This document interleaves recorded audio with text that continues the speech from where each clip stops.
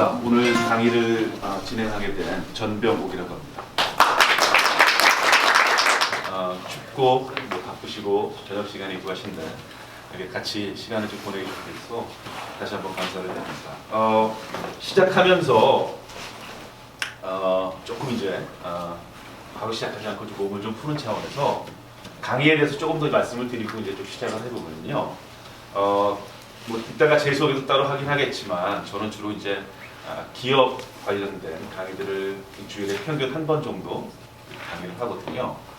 그래서 주로 이제 뭐 사업 개발하거나 마케팅하거나 뭐 이런 쪽에 컨설팅하고 교육하는 일들을 많이 합니다. 그래서 보통 이제 분위기가 이래요. 저는 아닌데 이렇게 쭉 이 사람들이 좀 앉아 있으면 뭐 이렇게 마케팅 관련된 이론들 아니면 새로운 트렌드들 이런 거 소개시켜드리고 앉아서 이제 뭐 마케팅 플랜 짜보시라고 하고 뭐 이런 식으로 합니다. 그러니까 뭐 예상하시는 것처럼 조금 딱딱하고 그렇게 웃을 일이 별로 없는 이런 이제 강의들을 할 수밖에 없거든요. 그래서 하다 보면은 아주 이제 유익한 건 아주 유익하고 그다음에 조금 이제 조금 재밌고 그리고 조금 어렵고 뭐 요 정도가 이제 제가 원하는 그런 어떤 강의의 피드백 이런 것들입니다. 그래서 뭐 아무도 조금 어려워야 또 다음에 한 번 더 써주시고 그러니까 그쪽으로 이제 초점을 맞추고 있거든요. 그래서 이제 오늘도 이 책 관련된 출간 기념의 강연을 좀 해달라고 얘기를 해서 뭐 책 내용이 뭐 이렇게 정해져 있으니까 그런 쪽에 이제 강의가 되지 않을까라고 이제 마음속에서 생각을 하고 오늘도 이렇게 여기까지 오시는데 이렇게 재미없으면 어떡하지 뭐 이런 생각을 하고 그랬었는데 이런 내용들을 이제 우리 출판사랑 좀 얘기를 하다 보니까 출판사의 생각은 조금 더 다르더라고요. 그래서 여기 이 시간까지 여기로 오시는 분들은 굉장히 유익한 것 그리고 뭐 이런 부분들 화학에 대해서 좀 정보가 쌓이면서 어디 뭐 새로운 투자라든가 주식을 사신다든가 뭐 이런 재테크 수단으로도 한번 생각하시는 분들이 많다. 그래서 그런 쪽에 초점을 맞춰야 된다. 출판사가 그래서 얘기를 하시더라고요. 그래서 왜 출판사가 생각을 하는지 모르겠는데 가만히 생각해보니까 이제 이런 거예요.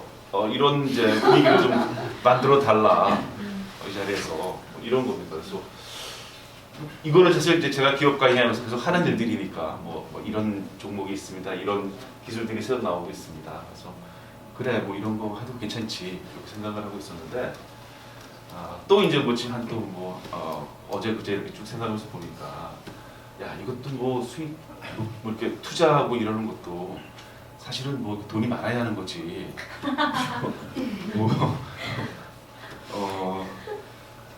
얼마나 이렇게 돈이 많으신 분들이 오실까 제가 그런 생각도 좀 하고 그랬어요. 그래서 농담인데요. 아무튼 그런 내용보다는 가만히 생각을 해보니까 조금 이제 어렵지 않게 화학이라고 하는 이런 어떤 관점을 가지고 계신지 모르겠습니다. 화학하는 이 나쁜 놈들 이렇게 관점을 가지고 계신 분들 계실 수 있고 나 어렸을 때 화학 배웠는데 아주 재밌게 배웠는데 그 위에 이제 끊겨서 화학을 좀 알고 싶다라고 하는 어떤 지적인 호기심이 계신 분들 계실 것 같고 뭐 그렇습니다. 그래서 제가 원하는 거는 오늘 아무튼 결론적으로는 조금 여러분들이 아주 쉽고 그리고 적당히 재미있고 뭐 쓸모 있는 거는 뭐 적당히 쓸모 있게 제가 어떻게든 잘 만들어 볼 테니까 그런 정도에서 좀 편하게 내용을 좀 들으실 수 있으면 좋겠습니다. 뭐 내용 자체야 사실은 뭐 책에 있는 내용도 꽤 제법 있고요. 예. 솔직히 말씀드리면은 찾아보시면 다 나오는 내용들입니다. 사실 제가 오늘 말씀드리는 내용들도 그래서 뭐 그런 식으로 좀 너무 이렇게 심각하게 이렇게 큰 거를 받아가실 생각으로 오시면 실망하실 수도 있으니까 뭐 미리 이제 제가 말씀드립니다. 그래서 뭐 이렇게 이제 분위기를 좀 마음을 좀 심어주시면 좋겠고 우리 학생들도 좀 있어요 보니까 그래서 학생들도 이제 실망시키지 않게끔 열심히 해볼게요. 네, 시작해 보겠습니다. 왜 무슨 의도로 기획이 되셨는지는 아마 아실 거예요. 그러니까 이 사이언스 북스로라고 하는 과학 전문 출판사죠. 이 출판사에서 화학을 위한 대중교양서 뭐 이런 것들을 기획하면서 책을 출간했습니다. 그래서 이 책을 출간하는 이제 한 2주 채 안 됐거든요. 저는 이 책을 번역하는 차원에서 조인을 하게 됐고 원문을 영어를 잘하시면 원문을 읽어보시는 것도 괜찮고요. 번역 같은 경우에는 중간중간에 좀 읽기 편하시게 가능하면 그런 식으로 초점을 맞춰서 얘기를 해놨습니다. 쭉 이제 번역을 해놨으니까 번역본을 많이 좀 홍보를 해주시고 알려주시면 좋겠습니다. 책 내용 조금만 더 할게요. 저자를 좀 소개시켜드려야 될 것 같아서 이분입니다. 1940년생이시니까 어마어마하게 이제 연세도 드셨고 이런 분은 사실 이렇게 타이틀 한두 개면 사실 이렇게 권위가 있잖아요. 어디 대학 누구다 무슨 책을 냈다. 사실은 저도 이분 책을 가지고 여러 번 공부를 했고 과학 쪽에서는 화학 쪽에서는 대학교 다니는 학생들이 배우는 어떤 그런 교과서죠 이쪽에 그런 것들에 대한 책을 내시는 걸로 꽤 유명하십니다. 그래서 주변에서 화학 우리 아들 우리 조카 누구 나 아는 사람 화학과를 나왔는데 이러면 책장에 요분 책이 최소한 2권, 1권 정도는 있어야 됩니다. 없다 그러면 이제 그 학생은 한 10만 원 받아서 이제 보통 한 10만 원 받아서 3만 원 사고 이제 7만 원 쓰고 이러는 건데 그 친구 이제 10만 원 받아서 10만 원 다 쓴 거죠 이제. 뭐 그런 분이고요. 이분은 특히나 창조론 관련해서 특히 이제 1970년대서부터 한 90년대까지 과학의 그러니까 이성의 어떤 그런 역할, 과학의 지성적인 역할 이런 것들에 대해서 굉장히 큰 그런 논쟁들이 벌어졌었는데 영국에서 아니면 이제 미국에서 그런 거에 있을 때 거의 과학 쪽에서는 최전선에서 과학적인 합리성, 이성의 합리성, 지성의 발달 그리고 과학적인 진실의 절대적인 가치 뭐 이런 거에 대해서 거의 최전선에서 싸웠던 분 중에 한 분입니다. 그렇고요. 그래서 이분이 쓴 책이기 때문에 상당히 내용도 있고 보실만 하실 것이다. 혹시 안 보신 분 계시다면 그렇게 말씀드릴 수 있을 것 같습니다. 저 소개도 잠깐 그래서 잘 몰라도 돼요 사실. 저는 근데 이제 저희 같은 사람들은 이제 아까 그분은 한두 줄이면 되지만 우리는 이제 많아돼요 내용이.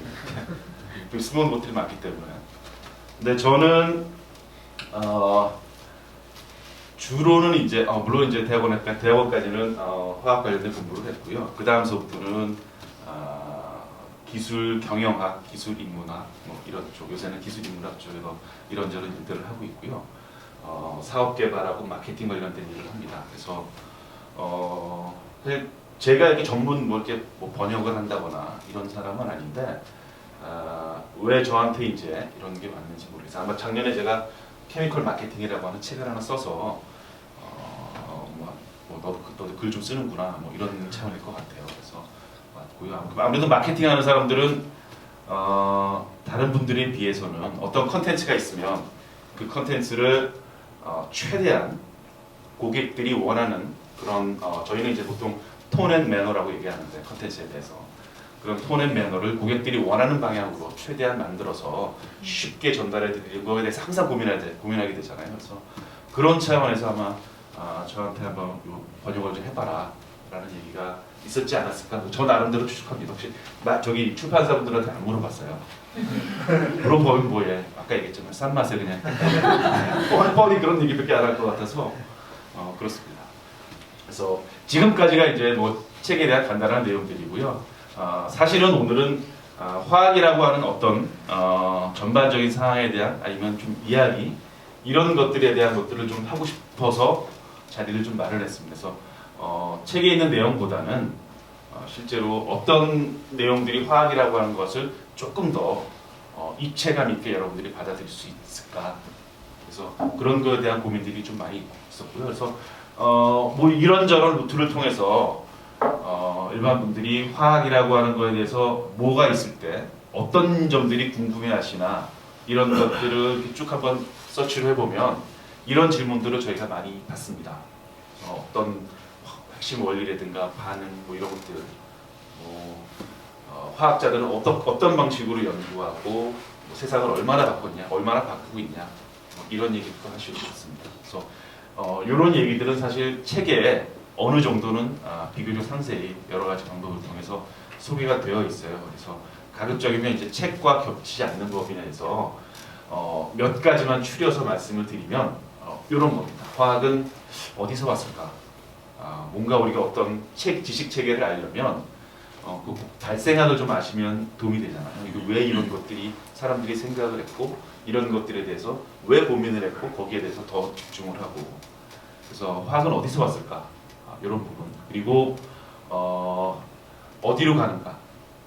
앞으로 현재 어떤 모습이고 앞으로는 어디로 가는가? 이게 어떤 하나의 좀 이야기 구조를 가지고 전달해 드리고자 합니다. 그래서 받아들이시기에는 화학이라는 어떤 아이가 하나 있으면 얘는 어떻게 태어났고 어떻게 커갈까 이런 거에 대한 고민을 좀 하는 차원에서 말씀을 드리려고. 물론 아이라고 하기에는 굉장히 덩치도 크고 돈도 부자하게 많습니다. 이 아이는 보시면 아시겠지만 그래서 그냥 아이가 아니고 무슨 뭐 빌 게이츠의 손자나 이재용 아들이나 뭐 이런 아이입니다. 그래서 그런 아이가 어떻게 이제 되먹었는지 그런 거 한번 보시는 차원에서 쭉 한번 보시겠습니다. 내용을.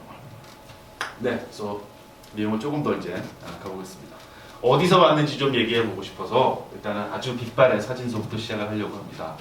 영국이고요. 찰스 테너트라고 하는 사람이 황산이라고 하는 공장을 이때 수립했습니다. 저기 맨체스터 근처인데요. 사진으로 보시니까 본격적인 생산을 한 화학 공장은 한 1730년이니까 이거보다도 벌써 한 100년 전이죠. 근데 고인에서 사진을 보이지 못했어요. 그래서 어느 사진이나 그림으로 확인해 볼 수 있는 처음 사진의 모습, 화학 공장의 모습이 이런 모습입니다. 지금이랑 별로 다르지 않아요, 사실은. 다르지 않을 수밖에 없는 게 여기 보시면 뭐 여러 가지 이제 증류탑 같은 게 이제 공장에서 연기 푹 나오고 막 옛날에 이거 신경 안 썼겠죠. 그렇고 실어 나를 수 있는 철도 비슷하고 여기 이 당시에는 이제 증기기관 차 있으니까 아주 오래된 철도인데 지금 모습이랑 사실 크게 다르지 않습니다. 그럴 수밖에 없는 게 이 공장이 1831년에 시작됐는데 이 공장을 폐쇄한 게 1980몇 년이라고 들었어요. 그러니까 150년 가까이 황산을 만들어낸 그런 공장입니다. 황산을 만들어낸 이유는 섬유 때문에 섬유를 탈색하는 그런 염료를 만들고 싶어서 그 섬유 때문에 만들었습니다. 그래서 이런 뭐 옛날 얘기인데 이거보다 훨씬 더 옛날 이제 상황으로 돌아가려고 합니다. 화학이 어디서 왔는지 좀 알 거면 아주 옛날 고대 그리스 정도까지는 가서 그 내용을 좀 보셔야 돼요. 그때부터 호기심이 났으니까. 그래서 그리스 있는 쪽에 있는 할아버지들이 고민을 했답니다. 이런 식으로 물질의 근원이 뭔가 도대체 왜 이런 생각을 할 수밖에 없냐면 사실 물질들이 쭉 있긴 있는데 이게 다 고정되어 있으면 이런 고민을 할 필요가 없죠. 물질은 그 자체로 하나의 고물질일 겁니다. 바위면 바위고 뭐면 뭐고. 근데 바위만 해도 부서지면 뭐 이만한 돌멩이 되고 또 부서지면 또 더 작아지고. 그러니까 물질들이 계속 변하죠. 그래서 그 변화하는 것에 대한 고민들, 그러니까 결국 근원이 뭔가 물질에 대한 이런 고민들은 제법 오랜 기간 동안 고민을 해왔다고 하는 게 역사적으로 있고요. 동양 쪽에서도 그런 고민을 했을 때, 이 동아시아 쪽에서도 거기에 대해서는 아직 뭐 제가 찾아보지 못했어요. 자료가 그런 고민을 어떻게 했는지 그렇습니다. 그리고 그래서 이런 고민들 하는 과정 속에서 이제 화학이라고 하는 물질에 대한 화학이라기보다는 물질에 대한 이제 개념들이 조금씩 싹 텄고요. 우리 어린 학생들이 있으니까 요거 아닙니다. 일부러 넣은 건데요. 케미카스 인 바셀이라고 저희가 이제 화학하는 사람들은 그렇잖아요. 학생들이죠. 괜히 기분 나쁜 애들 있으면 욕을 할 수는 없고 회사 이름 얘기합니다. 그래서 지금은 이제 바스프라는 회사가 인수가 돼서 역사 속에 이름이 되긴 했는데 회사 이름이고요. 욕 아니라는 거 다시 한번 말씀드립니다. 그렇습니다. 그래서 조금 더 이제 개념들이 나온 것들이 이런 거예요. 그러니까 지금 여기 왼쪽에 있는 할아버지 보시면 탈레스라고 하는 할아버지인데요. 이분은 뭐 아주 고대 그리스 시대 뭐 레오나르도 다빈치 같아요. 그러니까 안 뻗치려 있는 데가 없습니다. 지적인 영역이 있어. 그래서 뭐 유명한 것 중에 하나가 비율이라고 하는 수학적 논리를 사용해가지고 발견해가지고 피라미드의 높이를 작대기 하나를 가지고 피라미드의 높이를 쟀다라고 하는 게 이분이 했던 것 중에 굉장히 유명한 얘기 중에 하나고요. 물질에 대해서는 이분은 그런 얘기했어요. 그러니까 보니까 바위, 흙 뭐 이런 것들이 쭉 이제 돌아다니는데 물에 들어가면 이제 물로 다 흡수는 내려가잖아요. 그래서 물질이라고 하는 것의 근본은 물인가 보다. 그래서 물질의 근본은 물이다. 이제 이런 식의 이제 사유를 했고요. 특별한 근거는 없었겠죠. 아까 것들 그런 이제 관찰들을 통해서고 곧 지나면서 요분 헤라클레이토스라고 하는 분, 요렇게 생긴 분은 아닙니다. 죄송합니다. 제가 찾아보니까 게임에 똑같은 이름을 가진 게임 캐릭터가 있어요. 그래서 어차피 우리 이분 얼굴도 모르는데 게임 캐릭터로 바꾸자 해가지고 이분이었고요. 이분은 여러 가지 이제 중요한 이야기들 많이 했는데 그 중에 하나가 물질은 계속 변한다라고 하는 아주 의미 있는 말씀을 하셨습니다. 화학적인 관점에서 보면. 그래서 이분이 하신 말 중에서 멋있는 말 중에 하나는 누구든 똑같은 강물을 건넌 사람은 없다. 한번 건너고 나면 그 물은 지나가기 때문에 그 다음 이제 변한 거죠. 광물 상태가. 그래서 누구든 똑같은 물을 지난 적은 없다라고 얘기합니다. 그러니까 사람들은 어떤 것들이 변하거나 물질이라고 하는 것에 대한 관념을 가졌던 것 같고요. 그러다가 이제 이분 엠페도클레스라고 하는 분이 학생들도 배우는지 모르겠어요. 물질의 사원소설이라고 하는 거. 이거 어딘가에 여러 군데 많이 나오는 얘기일 겁니다. 저도 어렸을 때 배웠던 기억이 있는데요. 조 4개가 물과 불과 흙과 공기가 물질의 4가지 원소다. 저걸 통해서 물질들이 만들어진다. 라고 하는 것들을 나름 정리를 한 거고요. 사람들이 깔끔하게 정리가 됐다고 생각을 했나 봐요. 이분이 얘기하고 나서 라부아제라고 하는 사람이 나오기 전까지 좀 이따 다시 볼 겁니다. 대략 2000년간 인류는 물질은 4가지로 됐나 보다. 이런 생각을 하면서 화학적으로 봤을 때는 아주 어리석은 욕망만 들끓고 연구는 안 한 이런 시기가 이제 거의 2000년 정도 지나져 오고 있습니다. 그래서 모든 사람들이 이제 이거 어린 학생도 있겠지만 저런 거 공부했을 거예요. 물질의 사원소설에서 1번 3번 바꾸고 이런 식으로 그렇게 했다고 얘기를 합니다. 근데 이제 물질은 물질이에요. 그러니까 사람들이 전혀 아무것도 안 한 건 아닙니다. 왜 아무것도 안 한 건 아니냐면 뭔가 갖고 싶은 물질들은 있거든요. 그렇죠? 그래서 가장 갖고 싶었던 물질은 다른 거 생각 없이 이거를 갖고 싶었습니다. 대개 한두 개 있는 분들도 있을지 모르겠어요. 근데 이거에 대한 욕망은 끊임없이 발현되는 것 중에 하나였죠. 그래서 금을 갖고 싶다. 금을 교환하고 싶다. 금을 가지고 내가 뭘 해보고 싶다라고 하는 것. 그리고 이거 못지않게 큰 욕망을 가졌던 것 중에 하나는 이런 부분입니다. 그래서 내 몸이 아프지 않고 오래 살 수 있는 약을 갖고 싶다. 두 가지 관련된 큰 욕망이 우리 책에도 화학의 기원을 얘기하면서 욕망이라고 제가 얘기했는데 물질을 갖고 싶다. 어떤 특정한 물질을 부자가 되고 싶고 오래 살고 싶다라고 하는 물질에 대한 욕망이 화학에 대한 큰 관심, 호기심을 끊임없이 부채질한 것 같고요. 찾아보니까 이렇대요. 그래서 물론 저는 우리나라 전남 고흥에 있다고 그러고 여기 근교에는 우리 경상남도 양산 어딘가에 저택 지하에 있다고 그러잖아요. 그래서 한국이 굉장히 좋은 땅이구나. 그런 생각이 듭니다. 잘 모르시는 얘기면 그냥 넘어갈게요. 괜히 그런 얘기 함부로 했다가 또 그러니까 그렇습니다. 그래서 무슨 지도인지 혹시 아시겠어요? 네, 맞습니다. 그래서 중국 쪽에서 지금은 시안이라고 하죠. 옛날에 장안이었습니다. 여기서부터 크게는 이제 여기 테헤란에 있는 이란에 바그다드, 테헤란 이쪽까지 실어나는 거고요. 주로 중국 쪽에서는 비단이 같고 이쪽에서 오는 거는 금이나 은 이런 보석들이 많이 왔다 합니다. 여기 어딘가에서는 이제 차에 대한 교육도 많이 일어났고요.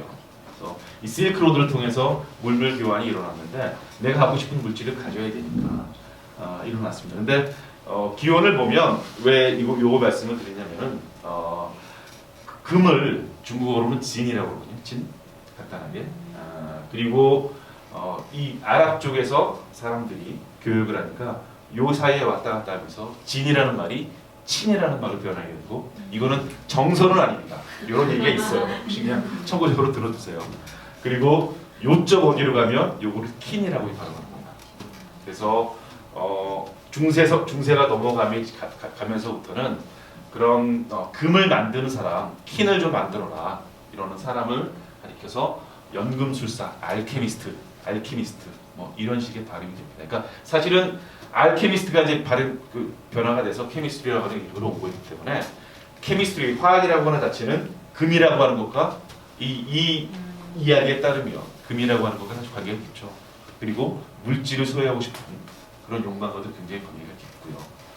그렇습니다. 그래서 그런 하나의 이제 얘기도 나오고 있고요.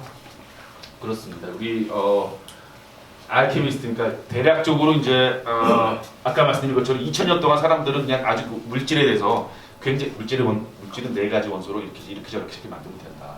그래서 금도 이제 뭐 하면 그렇잖아요. 내가 권력이 있으면 금을 캐와라, 금 찾아와라 이렇게 하는 것도 있고 이렇게 이제 어디 뭐 실험실에서 뭐 구두 만들고 뭐 칼 만들고 이러는 사람이 있습니다. 대장간 같은 데서 너 금 좀 만들어 봐라. 이렇게 이제 저도 권력 있으면 한번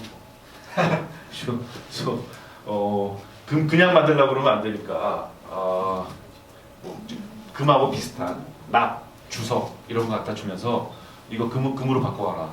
이런 거 빵 셔터라고 그렇게 하잖아요. 그래서 이거 바꿔와 이러면서 그래서 학생들이 전혀 웃질 않습니다. 아저씨가 더 노력을 할게. 너무 이렇게요. 그렇습니다. 그래서 이런 이제 바보 같은 짓을 어떤 우리가 주어져 있는 금속으로부터 금을 만들어내는 짓을 연금술사라고 하는데 대략 뭐 길게 보면 한 600년, 짧게 보면 한 400년 이렇게 합니다. 그러니까 계속 시킨 거예요. 한 사람 시켰다가 너 못하면 너 아들이야. 그 아들이야. 이런 식으로 대대손손 이 바보 같은 짓을 죽어대도 안 나오죠. 물질에 대한 개념이 없으니까. 그리고 요거는 이제 재미삼아 넣어놨어요. 그러니까 파울 콜의 이제 알케미스트라고 하는 연금술사라고 하는 책입니다. 연금술하고는 전혀 관계없는 책이에요. 너무 이게 연금술이라고 하는 거에 대해서 상당히 바보 같은 짓을 상당히 오랜 기간 해왔던 인류의 지성에 있어서는 굉장히 암울했던 시기고요. 이 연금술사는 굉장히 낭만적이죠. 얘기들이 막 이렇게 그런 거 있잖아요. 책에 나오는 얘기입니다. 간절히 원하는 게 있으면 우주가 도와줄 것이다. 이거 여기 나오는 겁니다. 우리 전임 대통령의 저작권이 아니에요. 그래서 굉장히 낭만적이라고 되어 있는데 알케미스트는 낭만적인 일이 아니고 굉장히 바보 같은 일들을 상당히 오랜 기간 동안 반복되었던 있다라고 말씀드립니다. 근데 성과가 없었던 건 아닙니다. 왜냐하면 별짓을 다 했을 거 아니에요. 뭘 만들기 위해서. 그러니까 실험에 대한 끓이고 뭐하고 하는 실험에 대한 어떤 기구를 다루는 방법들, 열을 올리는 방법들 이런 거에 대한 노하우는 축적이 되었어요. 그래서 그것들이 나중에 이제 좀 꽃피는데 아주 충분한 자연들이 되긴 했었어요. 근데 물질에 대한 개념들은 상당히 없었던 것이죠. 그래서 이런 것들이 쭉 이어져 오다가 본격적으로 화학이라고 하는 것들이 꽃을 피운 거는 라부아제라고 하는 프랑스 화학자, 라부아제라고 하는 근대 화학의 아버지 뭐 이렇게 부릅니다. 무슨 뭐 항상 누구 뭐의 아버지 이런 얘기 많이 하잖아요. 그래서 라부아제라는 사람이 연금술사들이 했던 그런 실험 방법들을 좀 모아서 정량적인 때는 이제 저울이 있었거든요. 그러니까 라부아제도 저울의 도움을 좀 받은 거예요. 그전까지는 저울이 없었기 때문에 대충 했던 거고 손으로. 그래서 저울의 도움을 받아서 끓이고 뭐하고 하는 과정에서 뭐 남는 것들이 있으면 저울로 한번 재보고 근데 저울로 재보니까 좀 이상하네. 뭐 이런 것들이 이제 수학적으로 계산이 되면서 어떤 법칙들을 좀 만들어낼 수 있었고 수소를 개발하기도 했었고 이 당시에 라부아제가 그렇습니다. 그래서 라부아제의 실험실은 굉장히 뭐랄까 그러니까 화학이라고 하는 발전사에서는 여기가 하나의 어떤 창고가 돼서 여기서부터 터져나가는 것들이 많습니다. 저도 나중에 봤는데 라부아제는 요 당시에 그러니까 요때 좀 젊은 나이에 죽었잖아요. 그러니까 이 당시에 자연사를 한 게 아니고 프랑스 영국 와중에 무슨 일을 했는지 모르겠는데 민중들에 의해서 반역자로 몰려가지고 처형을 당해요. 단두대에서. 그래서 뭐 이유는 잘 모르겠습니다. 아무튼 처형을 당해서 사람들이 굉장히 안타깝죠. 이탈리아에 있는 과학자들 뭐 이렇게 라부아제 하나를 만들어내기 위해서는 100년이 필요할 텐데 이런 혁명 이런 와중에서 굉장히 아까운 사람이 죽었다라는 얘기도 하고 근데 또 모르죠. 또 무슨 잘못이 있을지도 그렇습니다. 그래서 그랬고요. 여러 가지 비교를 했습니다. 라부아제 나중에 잠깐 또 말씀드리겠지만 이 실험실에 참가했던 여러 교수들 굉장히 유명한 사람들이 많았고 이 와중에 프랑스 혁명 기조 와중에 이제 여기 실험실의 막내 중에 한 명이 이제 듀폰이라는 사람이 있었어요. 저도 이제 리스트를 쭉 보다가 그 듀폰인가? 뭐 이런 생각을 했었거든요. 근데 찾아보니까 맞습니다. 그래서 프랑스 혁명 와중에 맨 꼬레비 막내 실험자도 아니었죠. 그냥 조수였는데 이 양반이 이제 미국으로 이민을 가서 회사를 차리고 그 회사가 듀폰이라는 지금의 우리 테프론, 나일론 이런 것들 화학 발전사에 아주 큰 족적을 남긴 그 회사가 됐습니다. 그러니까 그런 면에서도 대단하죠. 측면에서는. 또 하나 대단한 건 이런 점입니다. 라부아제는 결혼을 굉장히 잘했어요. 그래서 그 부인이 말이 무슨 라부아제인데 이 부인도 프랑스 혁명 와중에 마찬가지로 같이 잡혀갑니다. 근데 우리도 그러잖아요. 그러니까 왜 가족 중에서 둘 중에 둘 잡히면 한 명은 봐주고 그래가지고 부인은 풀려났대요. 부인은 풀려났는데 부인은 이런 쪽에 큰 역할을 했나 보더라고요. 실험실에 있는 노트를 다 이렇게 정리해가지고 실험 노트 과정이라든가 뭐 결과라든가 이런 거를 꼼꼼하게 정리해서 이런 책을 내요. 그래서 본격적으로 화학이라고 하는 것에 대해서 어떤 체계를 잡아가는 그런 큰 발자취가 여기서 나옵니다. 본격적인 화학 교과서가 하나 나온 거죠. 이게 라부아제의 큰功입니다. 그래서 이때부터는 급속도로 발전해요. 케미칼이라고 하는 물질이라는 것에 대한 어떤 개념들이 좀 생기고 그거를 실험을 통해서 정량적으로 측정할 수 있는 방법들이 생기고 나서부터는 실험하는 방법들을 많이 알고 있기 때문에 갑자기 급격하게 이제 여러 가지 이제 물질들에 대한 근본 개념들 이런 것들에 대해서 폭발하듯이 벌어지게 되고요. 그렇습니다. 그래서 라부아제의 역할 한번 분석해 보시면 좋을 것 같고 화학에 대해서 그리고 또 손꼽을 린 사람이 이 사람입니다. 페러데이, 마이클 페러데이라는 사람인데요. 가끔 저한테 물어보는 분 중에 그런 게 있어요. 그러니까 가장 존경하는, 좋아하는 화학자가 누구냐? 그러면 저는 이제 이분을 얘기합니다. 그래서 물론 이제 물리학 하시는 분들은 이게 무슨 물리학이냐, 화학이냐, 물리학이지 이런 얘기가 있어요. 왜냐하면 페러데이는 좀 애매하죠. 전기화학자이기도 하고 전기 물리학자이기도 하고 좀 그래요. 근데 아무튼 전기의 시대를 열었다고 하는 측면, 이런 측면에서 보면 인류의 어떤 그 지성사회, 지식 체계에 대한 기여로 따지면은 이만한 분이 사실은 그렇게 많지 않을 것 같아요. 어떤 측면에서 보면. 그렇죠. 그래서 여러 가지 이제 뭐 발전하는 원리라든가 이런 것들, 뭐 우리 중학교 교과서만 되면 그렇게 나오는 거니까 그렇게 보시면 되고요. 페러데이는 굉장히 어렵게 공부를 했습니다. 그래서 이분은 사실 실질적으로 무학이에요. 학교를 다니지 않았습니다. 그래서 굉장히 가난한 집안의 학생이었고요. 네, 공부를 하고 싶다는 생각은 굉장히 많았나 봐요. 호기심도 많았고. 그래서 언젠가 뭐 이제 어디 가서 아르바이트로 일을 하면서 집안의 생계를 책임져야 되니까 그래서 일을 하다가 이제 누군가 과학자가 이제 대중 어디 대학에서 강연을 한다 이런 포스터를 보고 이제 오늘 이제 여러분들이 여기 오셨듯이 이제 본인이 이제 거기 이제 시간 내서 간 거예요. 학생들처럼 이렇게 와가지고 13살 때 갔대요. 그래서 가가지고 그분 강의하는 걸 필기를 했는데 그 필기 노트가 한 280페이지 정도 됐다고 해요. 계속 적은 것 같아요. 그 하는 것들.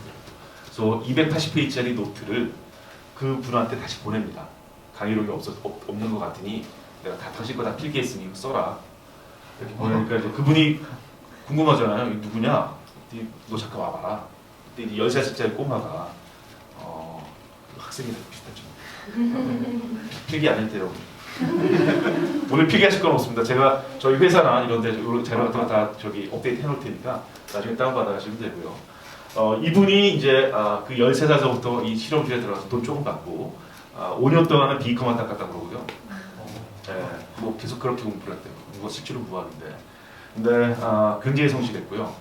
그렇잖아요. 우리 하는 애도 누가 똑같은 비커를 닦아도 얘가 닦으면 아주 진짜 특유의 성실함으로 어마어마하게 성실했대요, 사실. 그래서 실제로 이분이 한 그 실험실을 보면 실험들 굉장히 무시 많이 당했을 거 아니에요, 공부 못했는데 특별히 한 것도 없는데.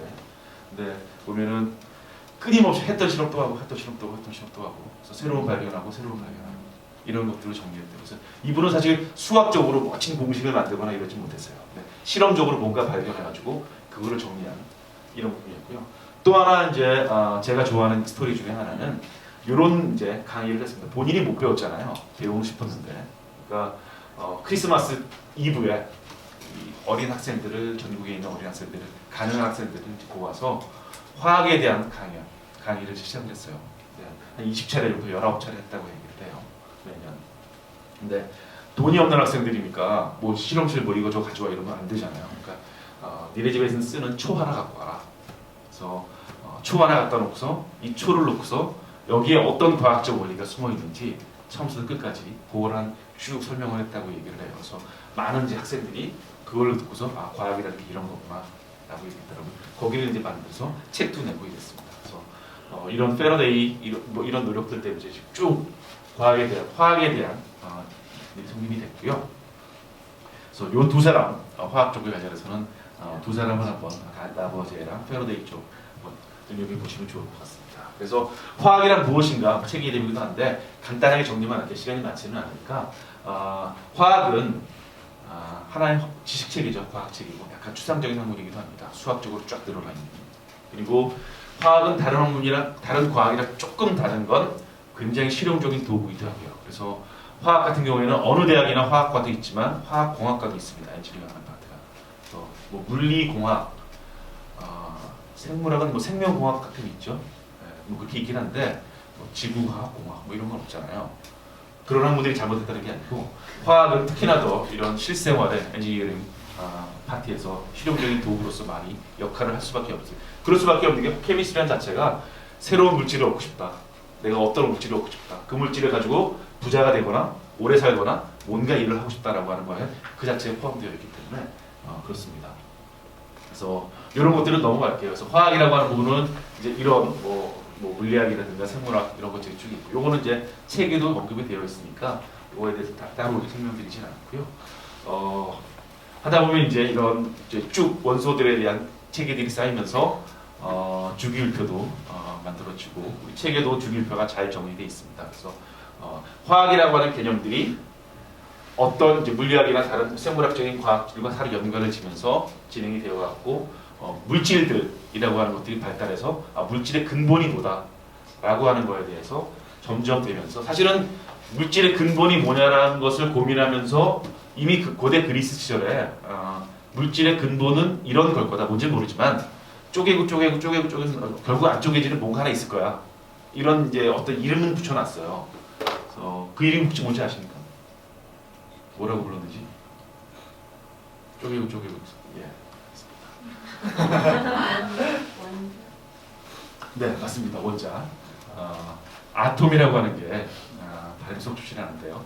아톰이라고 하는 게 톰이라고 하는 게 자른 단어이고 아라고 좀 전미사에 아라고 붙은 게 이제 자를 수 없다라고 하는 부정어예요. 그래서 더 이상 자를 수 없는 게 아톰이다. 원자라고 하고 그것들이 쭉 개발돼서 이제 우리는 계속 원자라고 하는 것들이 주식이 않고 현재는 118개의 원자에 대한 정보를 가지고 있습니다. 그래서 주기율표가 왜 어떤 모양이고 이게 왜 중요하고 이런 것들은 책에 좀 있으니까 딱 배우시기도 했었을 거고 그러니까 그런 것들 한번 책에서 내용들을 좀 관심을 보시면 되고요. 지금은 화학이라고 하는 건 이런 전반적인 여러 과학의 학문들과 다 얽혀 있습니다. 사실 그럴 수밖에 없는 게 어떤 학문이든 어떠한 관해서는 그 분야에 대한 연구를 하던 물질에 대한 도움을 안 받을 수가 없어요. 그래서 물질에 대한 도움을 물질에 대한 개념을 끌어온다고 하면 화학에 대한 도움, 화학이라고 하는 학문에 대한 학문이 발달시킨 지식 체계가 꼭 도움이 됩니다. 그래서 화학은 이제 중심이냐 과학의 중심이냐 이런 말 함부로 하기는 좀 어렵지만 아무튼 여러 학문들과 연관을 맺고 진행이 되고 있습니다.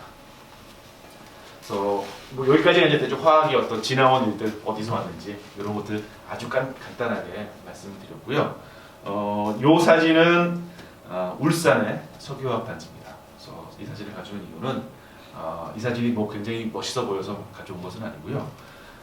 현재 화학이라고 하는 게 우리 일상생활과 어떻게 관계가 되고 있는지 이런 것들을 좀 말씀드리고 싶어서 가져왔어요. 굉장히 이제 크죠. 아무튼 다른 건 모르겠지만 보시면 굉장히 크다, 엄청나다라고 하는 것들을 아실 수는 있을 거고요.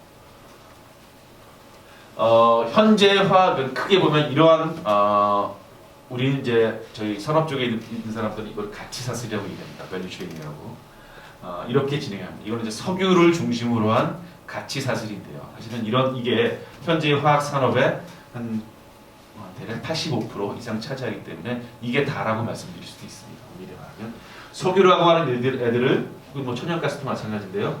석유라고 하는 애들 땅에서 길러내면 걔들을 아까 우리 굴뚝 봤잖아요. 석유화학 단위에서 걔들을 온도별로 쭉 끓여서 온도별로 쭉 정류를 합니다. 그래서 뭐 쭉쭉 나오는 애들을 가지고 이제 뭐 연료로 태우기도 해요. 그러니까 뭐 엔진으로 태우기도 하고 남은 애들 잘 이제 안 날아가고 남은 애들 물리적으로는 이제 끓는 점이 높다고 얘기하죠.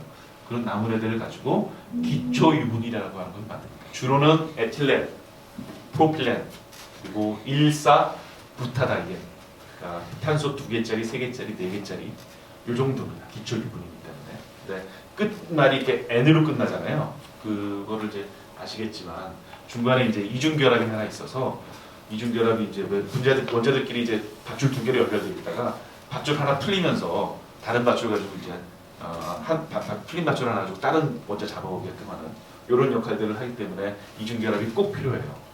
그래서 이중결합이 있는 기초 유분을 가지고 중간 원료를 만들고 걔들을 가지고 합성 수지 플라스틱이라고 하는 수지 만들고요.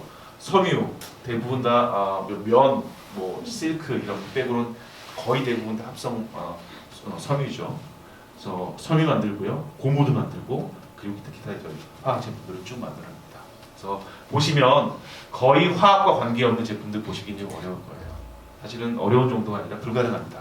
제가 단언할 수 있는데 이게 이제 우리가 가지고 있는 하나의 화학에 관련된 우리 미세화학과 서로 마주치는 그런 부분들입니다. 그래서 잠깐 이제 넘어가면 이제 아까 말씀드린 것처럼 석유화학 제품들, 뭐 무기화학, 뭐 생화학 이런 여러 가지 제품군들이 이런 식으로 이제 분포를 하고 있고요. 국가별로 보면 뭐 중국이 한 40% 벌써 이렇게 차지합니다. 그래서 한국은 중국의 아까 기초 유분이라고 말씀드렸잖아요. 기초 유분이나 중간 원료를 팔아요. 석유를 들여와서 울산이나 여수나 대산에서 정제를 해서 에틸렌 프로필렌을 중국에 팝니다. 이게 우리가 가지고 있는 산업의 화학 산업의 한 모델이라고 할 수 있고 가끔 보시면 신문에 보시면 중국 시장이 어려워서 석유화학 제품의 수출이 줄어들고 있다, 늘어나고 있다, 뭐 이런 말씀을 하는데 그런 비즈니스들이 됩니다. 근데 중국이 자체 이제 기초 유분들을 만들어내면서 앞으로 어떻게 될까 뭐 이런 얘기들 많이 하는데 이렇습니다. 그래서 한국은 이제 산업이 이렇게 돼 있고요. 그러면 화학 산업이 도대체 얼마나 아까 우리 화학이라고 하면 엄청 부자라고 말씀드렸잖아요. 그럼 화학이라고 하는 게 도대체 얼마나 큰 시장 규모를 가치를 가지고 있느냐라고 이제 말씀을 드리면 한번 생각해 보세요. 제가 물어보진 않을 테니까 대략 한번 생각해 보세요. 얼마쯤 될까? 몇백 조 이렇게 생각하시면 되실 것 같고 몇 경 이렇게 생각하시면 되실 것 같고 그렇습니다. 말씀드리면 화학산업은 대략 2017년 기준으로 한 4,500조 1년 네, 산업 규모가 이 정도입니다. 크죠? 4,500조. 한국 GDP가 한국이라고 하는 나라가 1년에 모든 거를 생산하는 제어가 한 1,800조쯤 돼요. 그러니까 대략 한 3배쯤 정도 되는 게 화학산업의 전 세계 화학산업의 규모입니다. 한번 비교해 보세요. 자동차 산업 이 정도, 소비자들 핸드폰이나 이런 거 이런 거 비교해 보시면 화학이라는 게 우리가 잘은 모르지만 이렇게 큰 산업이구나, 이렇게 큰 비중을 차지하는구나. 그리고 주변에서 화학가 어디 나왔다 그러면 다 취직이 되는구나. 이렇게 제가 아까 책 나올 때 말씀드렸지만 우리 처음 이제 우리 화학이란 무엇인가 책 나왔을 때 제가 가졌던 느낌이 화학도 이제 드디어 이런 일반 교양서가 나오는구나 이런 생각을 했었거든요. 왜 그러냐면 제가 그런 질문을 많이 받았어요. 그러니까 물리나 요새 진화학도 그렇고 이런 천문학도 그렇고 굉장히 책들이 일반 교양서들이 많이 나오는데 그렇잖아요. 뭐 알기 쉬운 물리, 뭐 재미있어서 밤새 읽는 무슨 밤샌 사람은 없잖아요. 뭐 심지어는 무슨 뭐 읽기 쉬운 뭐 양자 물리 이런 거, 그죠? 한 페이지만 넘기면 벌써 욕 나오잖아요. 읽기 쉬워 이게? 그래서 또 호갱됐구나 이렇게 되는데 화학은 왜 그런 게 없느냐 이런 얘기도 많이 들었습니다. 전혀 없었던 건 아닌데 그래서 제가 그럴 때마다 항상 농담식으로 얘기했던 게 화학하는 사람들은 좀 바쁘다. 다른 과학 분야는 좀 모르겠지만 화학은 좀 바쁘다 이렇게 말씀드리기도 하고요. 이유가 있습니다. 산업 규모가 이렇게 커요. 그래서 여기저기 이제 할 일들이 좀 많이 있기도 합니다. 어떤 할 일들 더 앞으로 나와야 될지 좀 다시 또 말씀드리도록 하고요. 그래요. 그래서 뭐 한번 산업 규모들 보시면 이런 이제 뭐 1997년 한 20년 전만 봐도 보통 이제 미국이나 유럽에 있는 회사들, 아까 듀폰 말씀드렸죠? 미국에 있는 회사. 이런 회사들이 일본에서 하나 있고요. 이런 회사들이 전 세계 10대 화학 기업 안에 들어가 있었고요. 10년쯤 지나서 보면 이제 슬슬 다른 회사들이 나옵니다. 사빅이라고 제가 다녔던 회사인데요. 사우디아라비아 회사입니다. 국영회사입니다. 그렇게 슬슬 나오고요. 이렇게 있습니다. 그래서 이제 2017년 되면 이제 드디어 한국 LG도 하나 들어와요. 그래서 2017년 전 세계 10개 회사의 매출을 총 보면 10개 회사만 따로 떼어놔도 한 400조가 넘어요. 그러니까 우리 잘 모르는 회사라고 생각하죠. 회사는 다 우리 뭐 농심이나 이런 회사라고 생각할 수 있지만 실제로 이런 회사들이 훨씬 더 큽니다. 경영 측면에서는. 그렇고요. 저렇게 세 개를 묶어놓은 이유는 퀴즈 드리려고. 맞죠. 네, 그렇죠. 여기 한 4위쯤 되면 무슨 기업이 있을까요? 좀 맞춰보세요. 책 2번밖에 없으니까 제가 뺄게요. 죄송합니다. 네, 사빅. 저보다 먼저 말씀하셨는지 늦게 말씀하셨는지 모르겠어요. 네, 아무튼 이따 책하고 꼭 드릴 테니까 받아가셨으면 좋겠고요. 두 번째는 3위쯤한 기업은 이제 힌트를 드린다면은 아까 중국이 급격하게 성장해서 중국 기업들이 올라왔다고 말씀드렸잖아요. 그래서 3위는 중국 기업입니다. 혹시 들어보신 적 있으신가요? 없으시면 바로 말씀드릴게요. 시간이 없어가지고 사이노팩이라고 하는 중국 국영 화학기업입니다. 우리 옛날로 따지면 유공 기억하시는 분들 있으시지 모르겠어요. 엄청나게 커졌죠. 아마 2027년쯤 되면은 이 회사가 아마 넘버원이 될 거예요. 틀림없이. 그렇게 되어 있고요. 1위는 부동의 1위입니다. 바스프라고 하는 독일 회사가 제가 기억하기로는 한 60년 정도 동안 거의 1위예요. 바스프가. 심지어는 독일이 2차 대전 패망하고 난 다음에 바스프는 독일 회사인데요. 어떤 큰 그 화학회사 하나를 셋으로 쪼갰어요. 바스프랑 바이엘이라고 있죠. 우리 아스피린 나오는 바이엘과 팩스트라고 하는 세 개 회사를 쪼갰거든요. 미국이나 이런 영국에서 승전국들이. 근데 쪼개놓고 봤더니 그 회사가 전 세계에서 1, 2, 3등이었어요. 그 정도로 독일이 화학 산업이 굉장히 컸습니다. 그렇고요. 2등은 혹시 요거는 시사적인 게 좀 들어갑니다. 그래서 혹시나 싶어서 바로 진행할게요. 예. 다우라고 하는 회사랑 듀폰이라는 회사가 재작년에 합병을 했어요. 그래서 다우 듀폰이라는 회사로 이름이 바뀌었습니다. 듀폰이라는 회사가 그 오랜 기간 살아왔던 듀폰인데 앞으로는 이름이 좀 바뀌지 않을까 싶어요. 이런 것들이 하나의 부침이죠. 화학산업에서. 그렇습니다. 그래서 이런 것들이 됐고요. 그래서 뭐 하고 싶은 말은 뭐예요? 그러니까 현재 화학이라고 하는 것들이 뭐 화학이 없는 세상은 화학이 없는 모습을 생각해 보기가 쉽지가 않습니다. 온통 화학이에요. 그러니까 시민사회단체들 이런 데서 이제 화학에 대한 뭐 문제점이라는 것도 다시 말씀드리겠지만 난 화학 없이 한번 살아보겠다. 화학이 문제가 있으니까 나는 플라스틱 없이 한번 살아보겠다. 이런 활동하시는 분들이 있어요. 캠페인식으로. 플라스틱 없이 사는 것도 굉장히 큰 퀘스천 마크고 화학 없이 사는 건 굉장히 어려울 겁니다. 그래서 현재는 우리가 이런 이제 세상 속에서 살아가고 있다는 말씀드릴 수 있을 것 같아요. 이 책은 아까 보니까 우리 여기 갈다 1층에도 책이 있더라고요. 그래서 갈다도 이제 너무 독설해야 되니까 조심히 가시면 한 권씩 봐주시면 좋을 것 같고요. 그렇습니다. 근데 이제 조금 화학에 대해서 이제 좋은 얘기만 이렇게 뭐 크고 훌륭하고 뭐 엄청나게 지위 발달했고 산업 쪽에 기여도 크고 한데 그런 것만 있는 건 아니죠. 그래서 아까 오전에도 저희 어떤 교수님이랑 이제 식사를 같이 했는데 화학 얘기 요새 함부로 못한다. 일반 시민들이 화학에 대해서 워낙 부정적인 생각들을 많이 가지고 계시기 때문에 어디 가서 화학에서 뭐 이렇게 뭐 폼재고 근사하다 이런 얘기 함부로 못한다 이런 말씀들을 보충을 토로하시는데 이런 부분들이 있죠. 그래서 케미포비아라고 하는 아까 제목을 드리지만 나는 화학이 싫다. 가습기 살균제, 무슨 환경오염, 또 이런 기후 변화 등등등 도무지 난 화학이 싫다. 이런 움직임도 있고 화학 없이 한번 살아볼 테야. 뭐 이렇게 하시는 분들도 계시고 그렇습니다. 그런 것도 사실은 받아들여야 되는 일 중에 하나고요. 특히 가습기 살균제 같은 경우에는 정말 큰 벌을 받아야 되는 일 중에 하나예요. 그 문제에 대해서는 뭐 따로 말씀드리진 않겠지만 그렇습니다. 특히나 뭐 역사적으로 근데 가습기 살균제가 역사가 없는 것도 아니에요. 이런 것들이 있습니다.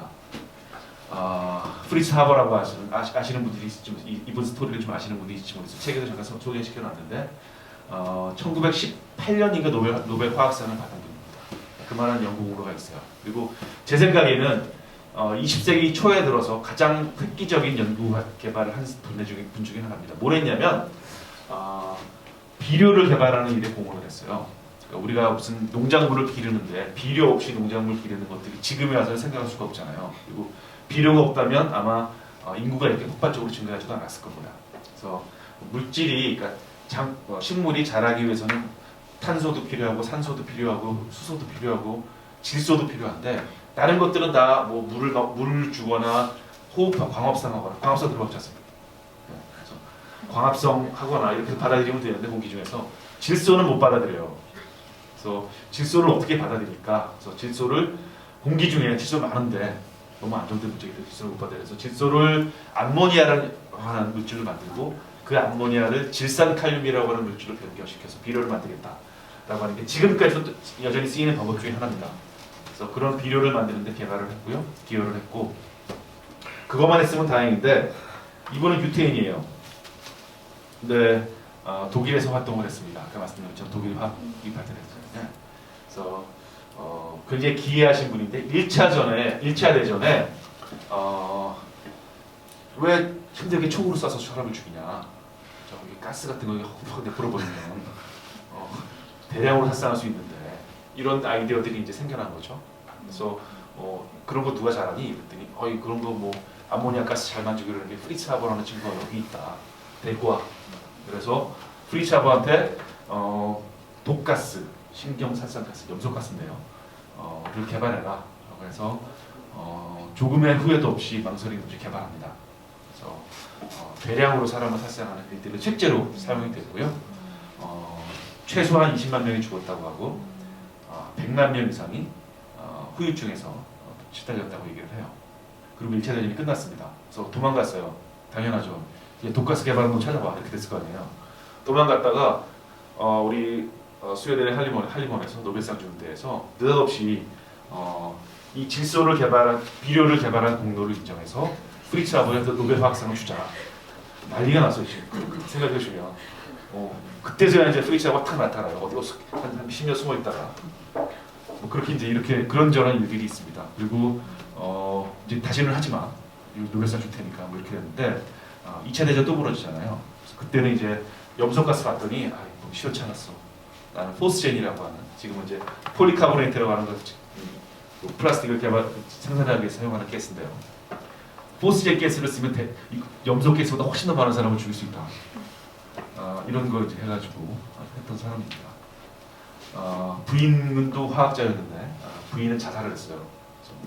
남편의 이런 미친 짓을 도저히 견딜 수가 없다 이러면서 뭐 그런 일들이 벌어집니다. 그래서 화학의 어두운 면 중 하나가 이제 이렇게 극명하게 나타나는 하나의 사람이죠. 한 30년 지났어요. 프리츠 하버 이후로. 그래서 그러니까 케미칼이라고 하는 것 중에 여러 가지 케미칼 중에서 새로 개발한 것들이 있는데 너무 좋은 물질이 하나 있습니다. DDT라고. 살균제, 살충제예요. 그래서 DDT만 뿌리면 농작물에서 그렇게 달라붙던 진드기 뭐 다 죽일 수 있습니다. 쭉쭉 자라고. 그래서 DDT가 만능인가 보다. 그래서 이거 DDT가 만능인데 이것만 효과가 있을까 해서 말라리아 겪고 있는 사람들한테 DDT 먹여봤더니 말라리아도 낫는 것 같아요. 그래서 이런 얘기가 나오기 전까지는 DDT를 먹었습니다. 말라리아 예방제로. 뭐 그런 일들을 해왔어요. 화학적으로 잘 모를 때. 근데 이제 62년이죠. 렌시 카슨이라고 하는 이분이 침묵의 법이라고 쓰면서 DDT라고 하는 것이 남용됨에 의해서 저렇게 새들이 대량으로 죽고 새들이 울음소리가 들리지 않더라, 침묵이더라, 이런 얘기들을 이제 고발하고 제 일종의 율법이다.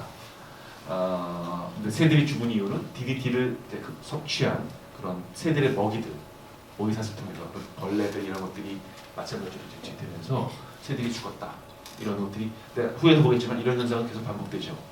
그래서 화학이라고 하는 거에 대해서 뭔가 우리가 잘 모르고 어떤 케미칼 하나가 잘 모르고 쓰면 좋은 면만 있는 것 같은데 그렇지 않구나, 뭔가 양면성을 항상 가지고 있구나라는 건 하나의 계기가 됐습니다. DDT라고 하는 건데 그 이후로도 그 이후로도 뭐 이 레시아 카센에 대한 거는 굉장히 논쟁이 많아요.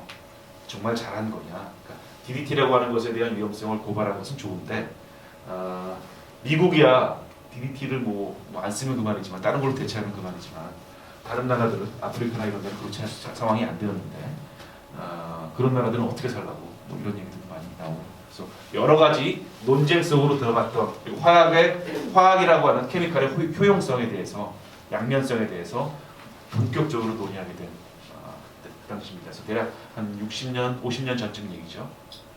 그래서 이때부터 이제 화학에 대한 얘기가 나오고요. 최근으로 오면 이제 플라스틱 얘기 많이 들으셨을 거예요. 특히 미세 플라스틱 이런 얘기 많이 들으셨을 겁니다. 그래서 플라스틱 남용되는 게 이제 큰 문제. 사실 근데 생각해 보면 제가 90년대 초 중반쯤에 이제 대학을 다녔는데 있었어요. 그러니까 우리가 이렇게 플라스틱 갖다 계속 쓰면 야, 지구가 뭐 10개도 아니고 언젠가 문제가 생긴다. 안 썩으니까. 그래서 플라스틱을 계속 갖다 쓰면 분명히 언젠가는 문제가 생긴다. 근데 그 언젠가가 언제인지 몰랐죠. 근데 최근 몇 년 사이에 이제 이런 얘기들이 많이 나옵니다. 보시면 GP라고 이제 쓰레기섬 이런 얘기들 나오고 이거 유튜브나 이런 데 보시면 굉장히 많아요. 바다 한가운데 해류 때문에 한반도 면적의 뭐 7배라는 둥, 16배라는 둥, 뭐 얘기는 다르지만 어마어마하게 그 쓰레기섬들이 모여 있습니다. 그래서 주로는 이제 일회용 포장용품들, 물병이라든가 뭐 컵라면 뭐 이런 것들이에요. 이런 것들이 여기 이제 북태평양 한가운데서 주로 이제 뭐 어디겠어요? 요쪽에 있는 나라들, 요쪽 나라들에서 나오는 것들일 거잖아요. 주로는. 분석해봤더니 이제 뭐 이렇게 물병이나 이런 게 있으니까 그 라벨이 다 붙어 있으니까 샘플을 취재해서 봤더니 한 30%는 일본에서 왔다 그러고 일본어가 써 있으니까 일본에서 왔다 그러고 한 7% 정도, 7%에서 8% 정도는 한글이 써 있대요. 그래서 우리 신라면, 새우깡 이런 것들이 있다고 합니다. 그리고 한 비슷한 비율로 중국에서 왔다 그러고 이런 것들이 잔뜩 쌓여가요. 한국은 뭘 안전해? 한국도 안전하지 않죠. 저기까지 안 갔다 뿐이지. 한국도 뭐 엄청나게 많은 플라스틱 오염들이 되고 있습니다. 우리 학생들이 있어가지고 이 사진을 보여드리기 좀 겁나긴 한데 이런 일도 있어요. 그러니까 좀 이해해 주시고 이런 일도 벌어져요. 아까 우리 침묵의 법에서도 말씀을 드렸지만 알바트로스라고 하는 새입니다. 그래서 이 새는 별명이 한 번 낳으면 착륙을 안 한다는 애인데 이렇게 둥둥 떠다니는 플라스틱을 먹고서 사진을 찍으니까 이런 현상이 벌어지고 있습니다. 이게 지금 우리가 보고 있는 현상이에요. 사람한테 위험이 없겠냐? 그럴 리가 없죠. 미세 플라스틱이라고 하는 현상을 통해서 사람한테도 많이 들어올 거라고 우리가 예상합니다. 얼마인지는 모르겠어요. 먹이사슬을 통해서 들어올 텐데 얼마인지는 모르겠습니다. 뭐 추정하기로는 1년에 신용카드 한 장 정도는 인간이 흡수하고 있지 않을까? 뭐 이런 추정치가 있습니다. 근데 아직은 추정이에요. 본격적으로 조사가 되고 있지 않아요. 최근에 저는 제 페이스북에 썼는데 느닷없이 리포트가 하나 나오는데 유엔에서 먹는 물에 미세 플라스틱이 얼마나 되겠는데 생수들 조사를 했대요. 근데 자기들이 조사해 보니까 안전하대요. 그래서 그래 넘어갈 수도 있지만 우리 이제 업계에 있는 사람들은 생각하잖아요. 왜 조사했지? 그거를 이러면 이제 살짝 이제 뭔가 있구나. 이런 생각들이 들어요. 그래서 이런 문제들이 지금 화학 산업이 현재 있는 모습 중에 하나입니다. 그래서 어두운 면이죠. 그래서 이런 것 때문에 이제 화학 산업 사람들 막 안 좋게 보고 이런 부분이 있어도 별로 할 말이 없는 부분이기도 해요. 그래서 애는 씁니다. 코카콜라처럼 식물성 플라스틱을 써가지고 다 바꿔버리자 이런 식으로 애는 써요. 애는 쓰는데 다 재활용하게끔. 근데 아직은 굉장히 더디죠. 그래서 코카콜라를 손절하고 싶은 생각은 없지만 아무튼 이런 활동들을 벌이긴 합니다. 그리고 또 하나 이제 뭐 화학에 대한 어떤 영향에 대해서 얘기해 주는 거는 또 지구 온난화, 기후 변화 문제. 요새는 제가 이제 이것 때문에 여기저기 많이 돌려다니는데 이 사진을 많이 보셨죠? 우리 북극곰이 눈물이라고 한 것도 벌써 10몇 년 됐는데 이제 눈물 정도가 아니라 이제 북극곰이 잘 안 보이는 이런 상황들, 북극곰이 같이 살아야 되는 상황이 될지도 모르겠고요. 지구는 뜨거워지고 있습니다. 의심할 여지가 별로 없는 것 같아요. 지구가 뜨거워지고 있다는 것을 최종적으로 공식력 있는 기관에서 인정한 게 몇 년 안 돼요, 사실. 한 7, 8년 정도밖에 되지 않습니다. 근데 지구가 뜨거워지고 있다라고 알고 나서 보니까 뭐 실제로 지구가 엄청 뜨거워지고 있구나 라고 하는 것들을 이제 바로 알게 됐고, 지금에 와서는 우리 작년에 이제 한국 송도에서, 인천 송도에서 IPCC라고 하는 유엔 산하기관의 과학자 모임에서 리포트를 냈는데, 기후 변화 관련해서는 가장 권위 있는 거 하시는지 몰랐죠. 굉장히 중요한, 제 생각에는 21세기 가장 중요한 회의 중에 하나 됐을지도 모르는데 거기서 발표도 하고 그랬습니다. 그래서 정책적인 발표도 하고, 그래서 너무 큰 문제가 되기 때문에 이거 큰일 났다. 유엔 총장은 각국의 정상들 모아서 해결해라, 회의해라, 뭐 이런 것들을 이제 발표하고 그랬었어요. 그래서 올해 9월인가 문재인 대통령이 유엔 가가지고 기후 정상회담 이렇게 했었죠. 그게 그 일환입니다. 이 소녀도 한번 보신지 모르겠어요. 이름도 보실지 모르겠습니다. 그레타 툰베리라고, 지금은 한 18살 됐다고 얘기를 하고, 얘가 이제 우리 유튜브 같은 데 찾아보시면 9월에 이제 기후 정상회의 가서 뭐 트럼프 아저씨 앉아있고 뭐 앉아있는 거 소리 빡빡 지릅니다. 뭐 이렇게 아주 뭐 통쾌하기도 하고 그래요. 정신 차려라는 거죠. 이런 용서하지 않겠다. 우리의 미래를 망치는 너 당신들을 용서하지 않겠다. 뭐 이런 표현하고 막 그래요. 네. 학교 안 가고 16살, 5살서부터 학교를 일주일에 한 번, 계속 안 간 건 아니에요.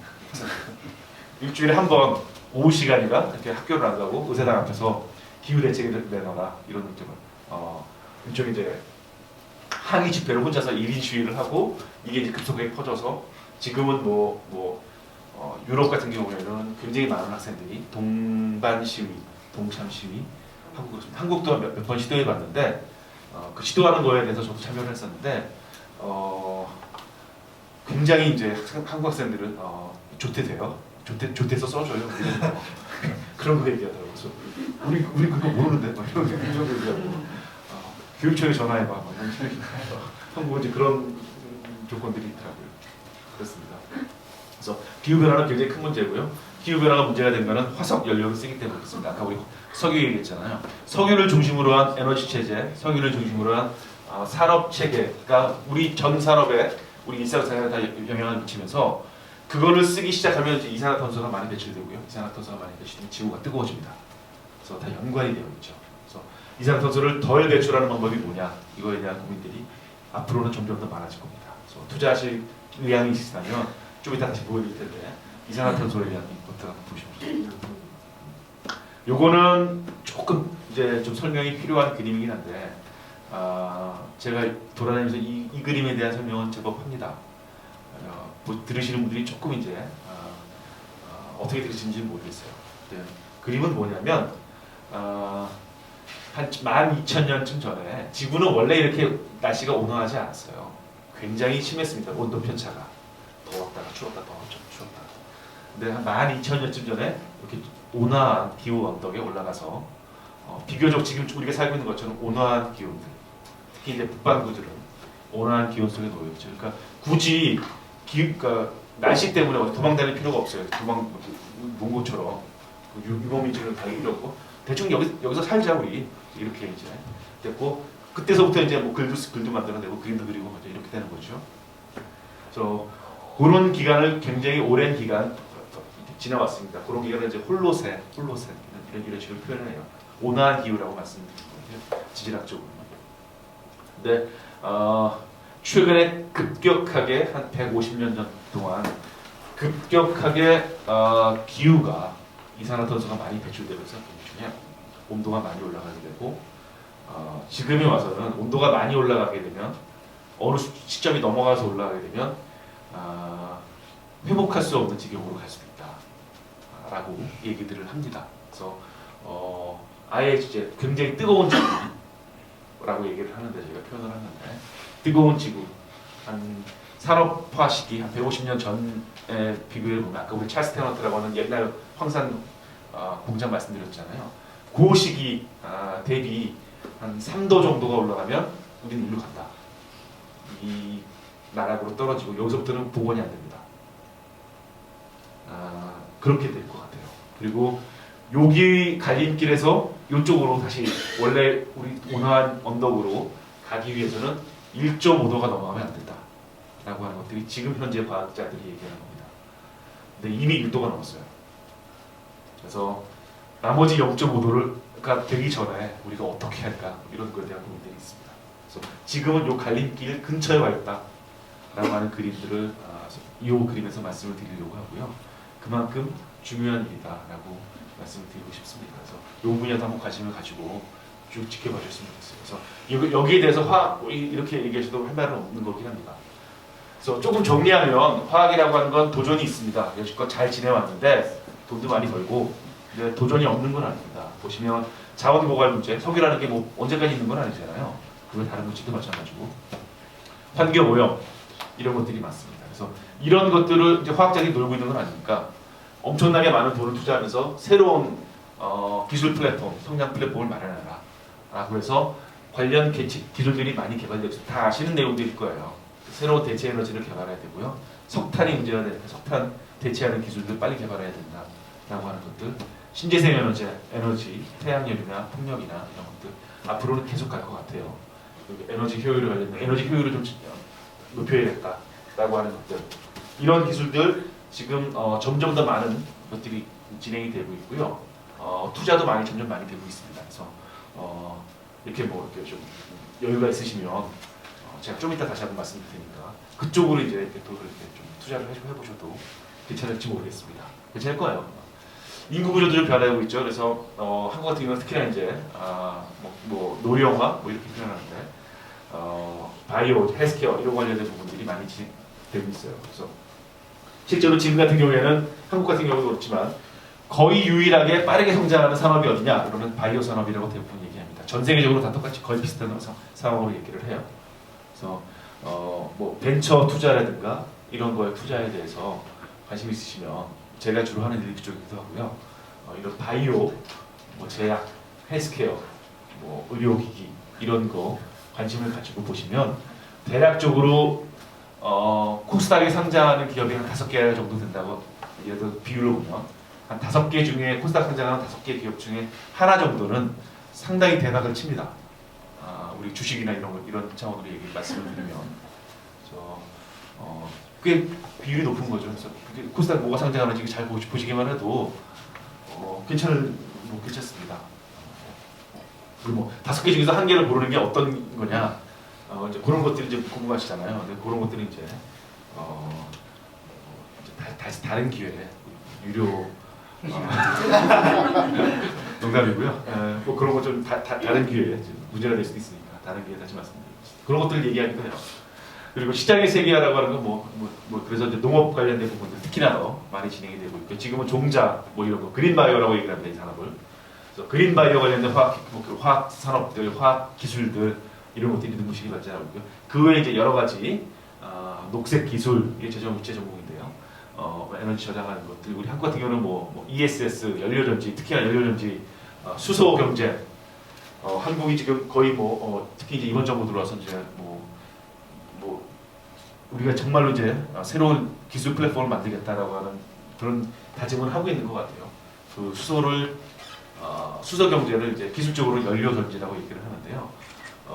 제 생각에는 연료전지 관련된 분야는 성공 가능성을, 여러 가지 기술적인 난관이 있습니다. 그래서 성공 가능성을 지금 평가하기는 조금 어려워요. 저는 개인적으로는 성공 가능성이 굉장히 높다라고 평가를 하는 편인데, 그렇다 하더라도 전반적으로 연료전지라고 하는 게 하나의 주요한 에너지 저장 솔루션으로 우리 사회에 들어올 것이다 라고 하는 것을 단정하기는 지금 조금 어렵습니다. 그래서 대략 2023년, 지금부터 한 3, 4년 정도 후에 그게 판별이 될 거거든요. 그래서 한번 잘 생각하셨다가 3, 4년 정도 후에 연료전지라는 얘기가 아직도 많이 나온다. 이 정부 끝난 다음에 그 다음 정부 왔는데도 사람들이 연료전지 얘기한다 라고 하면 연료전지를 하는 이런 쪽에 우리 학생들 같은 경우는 그때 이제 대학 같은 데 되면은 이런 거 공부해도 좋고요, 투자해도 좋고요, 그렇습니다. 그래서 하나의 대세가 될 수도 있을 것 같아요. 지금은 조금 이르긴 해요. 자, 그렇습니다. 이런 것들이 이제 향후에 화학이 어디로 가느냐라고 하면 이런 부분들을 저희가 좀 얘기해 볼 수 있고요. 이렇게 어디로 가는지를 예상 가능한 이유는 지금 아까 보여준 것처럼 우리가 겪고 있는 것들이 화학이 가지고 있는 도전들, 시민들의 요구, 사회적인 압력, 이런 것들이 이쪽으로 많이 몰리고 있기 때문에 화학이라고 하는 산업들이 현재로는 이런 거 없이 진행하기 좀 어렵습니다. 저도 그렇죠. 뭐 이런 거 같이 오픈 세미나도 하고요. 그리고 제가 하는 건 중요한 건 아니고 독일 같은 경우에는 화학 산업이 워낙 중요하니까 4차 산업혁명 독일에서만 처음 만들어낸 말이잖아요. 그래서 그걸 지나서 나서 케미칼도 4.0이다. 그래서 이런 것들 새로운 미래 소재를 개발하고 AI나 블록체인이나 이런 생산에 관련된 요소들을 더 가져와서 화학 산업을 좀 바꿔보겠다 이런 노력들을 많이 하고요. 한국도 화학 산업이 워낙 중요하기 때문에 한국이 전 세계적으로 화학 산업의 규모만 보면 10위 안에 들어가요. 예전에 한 5위, 6위쯤 했다고 그러는데 지금 조금 밀리고 있는 추세이긴 하고요. 10위 안에 들어갑니다. 그래서 글로벌 10위 안에 들어가는 나라 중에서 석유하고 전혀 관계없는 나라는 한국이랑 일본밖에 없습니다. 다른 나라는 석유를 나오거나 아니면 뭐 프랑스나 영국 석유가 나오죠. 프랑스나 이런 나라처럼 석유 나오는 나라를 끼고서 뭘 하고 있거나 이런 건데 그런 거하고 관계없이 하는 나라는 한국이랑 일본밖에 없습니다. 그래서 그렇게 보면 사실 참 애잔하기도 해요. 얼마나 고생들을 했을까 이런 생각도 듭니다. 그렇고요. 그래서 그런 것들을 조금 더 구체적으로 표현을 하면 이런 거예요. 어떤 기술들이 화학의 미래로서 대체할 것이냐. 그래서 거의 망라한 겁니다. 이 기술들이 뭐 에너지 자원 기술, 뭐 기후 변화에 관련된 기술, 그다음에 환경 기술 이런 것들이라고 분류를 해놨지만 보면은 이제 이런 부분들 제가 일일이 다 말씀드리지 않겠는데 시간이 없어가지고 이런 거 관련된 기술들이 향후에는 주요 기술로 플랫폼으로 등장할 것이고요. 이미 아까 우리 바스프 이런 회사가 이제 크다고 말씀드렸잖아요. 이런 바스프나 이런 회사들은 자기들의 가지고 있는 제품의 구성 라인을 이쪽으로 바꾸기 위해서 굉장히 많은 투자들이 이루어지고 있습니다. 그래서 앞으로 뭐 대학 연구소뿐만 아니라 상당히 많은 곳에서 대부분의 화학에서 내가 뭐 어떤 걸 연구한다 그러면 여기 어딘가에 해당하는 기술들을 집중 발굴은 하고 있을 거예요. 앞으로 점점 더 많아질 거고. 그래서 화학의 미래에 대해서 궁금하시다라고 하면 이런 기술들이 화학의 미래가 될 것이다. 화학은 이쪽으로 갈 것이다.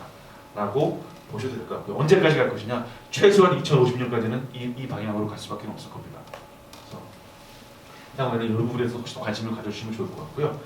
이런 기술들을 분리해놓고 보면 이 두 가지가 거의 모든 기술 분류 안에 다 공통이잖아요. 그러니까 이산화탄소를 포집하고 저장하고 처리하고 하는 기술, 그리고 기후 변화를 예측하고 하는 뭐 대응할 수 있는 기술들. 그래서 향후에 가장 성장 가능성 있는 산업은 이산화탄소, 탄소 배출, 뭐 어쩌고저쩌고 나오는 산업이 있다면 그 산업이 앞으로는 굉장히 큰 산업이 될 수 있겠구나라고 보시면 거의 틀림이 없을 겁니다. 그렇고요. 아까 우리 화학산업의 가치사슬 말씀드렸는데 정리해보면 이래요. 이 가치사슬이 이렇게 계속 가지는 않을 것이다. 여기에서 뭔가 새로운 요소들이 이 가치사슬을 변동시키기 위해서 이들이 이루어질 거고요. 이 중에서 한 가지만 말씀드리면 다른 것들은 다 이제 보실 수 있을 텐데 오일2 케미칼이라고 하는 건 지금 투자 많이 합니다. 미국이나 아니면 이제 뭐 사우디아라비아나 이런 곳에서 그래서 원유를 정제해서 기초유분을 만드는 게 지금의 프로세스인데 원유에서 바로 기초유분을 만드는 요 한 단계를 없애는 거죠. 요거를 오일2 케미칼이라고 하는 프로세스라고 개발을 하고 있고요. 촉매 때문에 지금 문제가 되고 있는데 뭐 이것 때문에 지금 뭐 제가 다녔던 사빅이라고 하는 회사는 한 2023년인가까지 오일2 케미칼에 나는 한 40조쯤 투자하겠다. 뭐 이런 식으로 어마어마한 돈이 지금 들어가고 있습니다. 그래서 석유화학 산업에 대해서 궁금하시다고 하면 이 분야에 대해서 이제 하시면 좀 관심을 가지고 보시면 좋을 것 같고요. 근데 한국에서 과연 이런 기술들이 개발이 될 거냐? 이거는 조금 퀘스천 마크이긴 해요. 그래서 이런 부분들이 이 가치사슬, 화학이라고 하는 것에 대한 산업의 가치사슬도 이대로 가지는 않을 것이다. 많이 변화가 있을 것이다. 라고 하고요. 생각이 들고요. 시간이 이제 정리가 되는 것 같은데요. 지속가능 발전이라고 하는 하나의 한 분야입니다. 이거는 UN에서 2015년에 발표한 내용인데 그 전에 전혀 없었던 건 아니고요. 좀 정리됐습니다. 지속가능 발전 17개항 이런 것들이 개발이 됐죠. 발표가 됐고요. 이게 왜 중요하냐면 한국도 지속가능 발전 기본법 이런 것들이 논의가 지금 많이 되고 있습니다. 그래서 저도 그런 것 때문에 국회에 가서 얘기를 들어보면 녹색 성장, 우리 녹색 성장 기본법인가 이런 게 있어요. 그래서 그거랑 충돌이 돼가지고 저기 전전임 대통령께서 만들어 오신 뭐 4대강 이런 거잖아요. 그래서 전혀 관계없는 지속가능 발전이라. 그래서 그런 게 하나 이제 커다란 알이 하나 박혀 있어가지고 문제가 좀 되고 있다고 얘기해요. 아무튼 본쪽 내용들을 보시면 과학의 발전, 산업의 발전, 아니면 지식 체계의 발전이 앞으로는 어디로 갈 것이다. 어떤 바운더리, 어떤 울타리 안에서 이루어질 것이다라고 하는 큰 부류들이 이 안에 다 들어가 있습니다. 그래서 기업들도 그럼 기업들은 돈밖에 신경 안 쓰는데 이런 거 신경 안 쓰지 않겠냐? 그렇지 않습니다. 모든 기업들이 다 지속가능 발전이라고 하는 그런 영역 안에서 문제를 이제 자기들 기술, 제품들, 기술들 개발하기 위해서 투자들을 많이 하고 있는 그런 상황입니다. 그래서 지속가능 발전이라고 하는 말을 계속 관심 있게 보시면 이게 실제로 이제 앞으로 과학이나 이런 것들에서 특히 화학에서 중요한 부류가 될 것이다 라고 생각이 들고요. 이게 마지막입니다. 마지막 슬라이드인데 그 중에서 이제 지속가능 발전이라고 하는 게 화학에서 그러면 어떤 이름으로 바뀌어야 되느냐 라고 했을 때 화학은 녹색 화학을 하자 라고 하는 게 한 20년쯤 전에 발표가 됐고요. 지금은 이제 거의 하나의 녹색 화학 뭐 노벨상처럼 화학상도 주고 권위는 별로 없지만 그런 상도 주고 원칙도 발표하고 이렇습니다. 그래서 뭐 거의 모든 기업들이 녹색 화학이라고 하는 여러 가지 이제 제가 하나하나 소개해드리진 않겠지만 이런 원칙 하에서 우리의 지금 공정도 바꾸고 새로운 제품도 개발을 하고 향후에 소비자들도 여기에 맞게끔 소비하고 이런 것들 통해서 뭔가 자원이 재생되고 순환되고 플라스틱 좀 덜 쓰고 특히 일회용 플라스틱 같은 거 덜 쓰고 그리고 이산화탄소 배출을 덜하거나 아니면 공기 중에 있는 이산화탄소를 좀 끌어다가 새로운 걸로 다시 만들고 뭐 이런 관련된 노력들을 많이 하려고 하고 있습니다. 그래서 이것들이